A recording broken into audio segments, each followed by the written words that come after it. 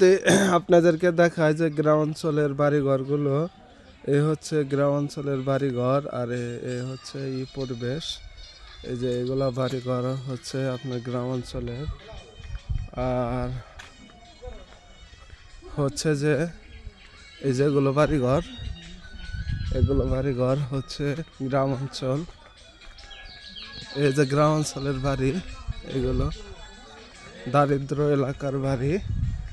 আপনারা যদি দেখেন আর কি, এই যেগুলো হচ্ছে গ্রামাঞ্চলের বাড়ি।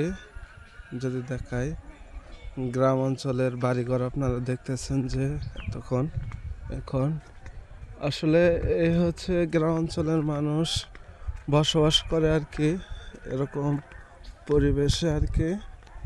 এগুলা হচ্ছে বাড়ি, আর বাড়ির পাশেই দেখতেছেন যে মাঠের জায়গা, জমি, চাষের আবাদের জায়গা।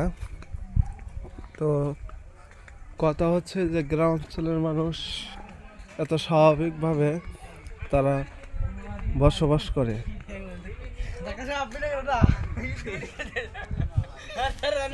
আমি যদি বলি গ্রাম অঞ্চলের মানুষ তারা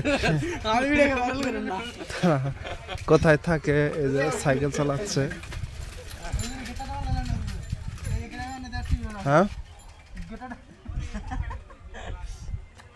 এগুলো হচ্ছে বাড়ি, আর আর এগুলো হচ্ছে যে গ্রাম অঞ্চলের মানুষ।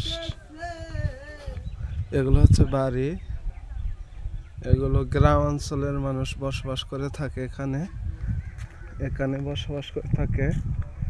ওই যে বাড়ি, জুম করে দেখে আপনাদেরকে, আপনারা যদি দেখেন আর কি।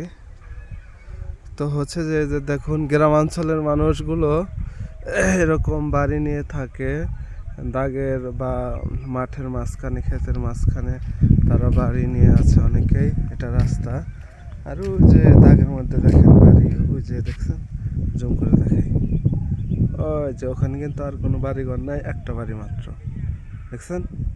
এই হচ্ছে গ্রাম অঞ্চল, মাঠের মাঝখানে একটা বাড়ি নিয়ে তারা বসবাস করে। তো এরকমভাবে কিন্তু গ্রাম অঞ্চলের মানুষ বসবাস করে। আর হচ্ছে যে এগুলো হচ্ছে জমি, মাঠের জমি, আর হচ্ছে যে ওই দেখেন ওইদিকে হচ্ছে যে আপনার মানুষজন থাকে আর কি, মানুষজন থাকে। আর এটা হচ্ছে রাস্তা, এ হচ্ছে রাস্তা। এটা একদমই অজপাড়া গ্রাম অঞ্চল বলতে গেলে বলতে পারেন আপনারা।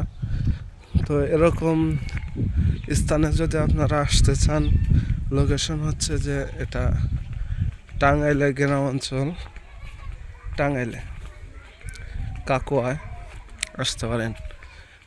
তো এরকম গ্রাম অঞ্চলে মানুষ বসবাস করে হচ্ছে গ্রাম। রাস্তার পাশে বাড়ি, টিনের ঘর। আপনারা বিল্ডিংয়ে থাকেন, এখান থাকেন টিনের ঘর, এখানেও মানুষজন থাকে আর কি। তো এগুলো হচ্ছে বাড়িঘর, টিনের বাড়িঘর। তো দেখলেন গ্রামাঞ্চল কেমন লাগলো, অবশ্যই কমেন্ট বক্সে জানাবেন।